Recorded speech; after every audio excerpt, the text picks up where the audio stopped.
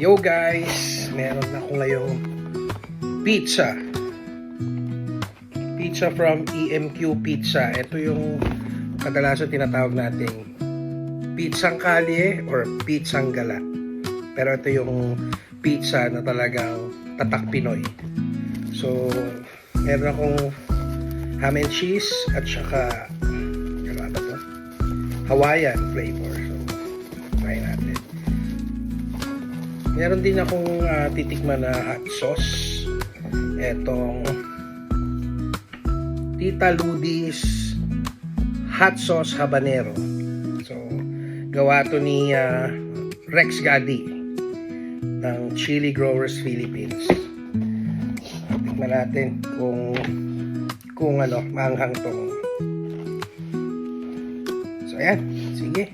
Kuha na ako ng isang piraso. Napaka-cheesy niya oh. Tingnan nyo. Ang daming keso. Kaya ito yung paborito kong bilhan ng mga ganitong klaseng pizza eh. Yung EMQ. Dito lang yan sa Tinio Street. Dito lang sa may monumento. Caloocan City. So ito. Tikman natin to. Subukan ko maanghang talaga tong pinagmamalaki ni Rex Gadi ng Chili Growers Philippines, ang Tita Ludi's Habanero Hot Sauce, available sa kusina ni Tita Ludi's. Mabibili nyo rin to online.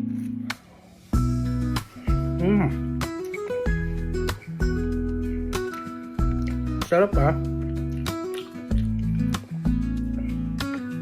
Bagay na bagay dito sa cheesy na pizza. So dinamihan ko pa.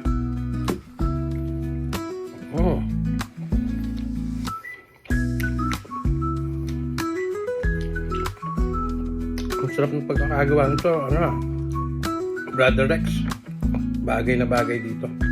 Saka yung anghang niya, sakto-sakto lang.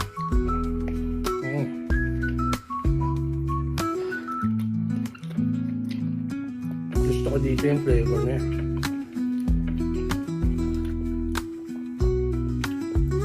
Nasang lasa yung habanero. So, ang heat level niya 2 out of 5. Spicy rin naman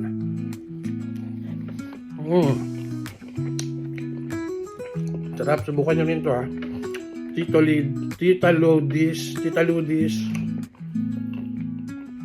habanero hot sauce.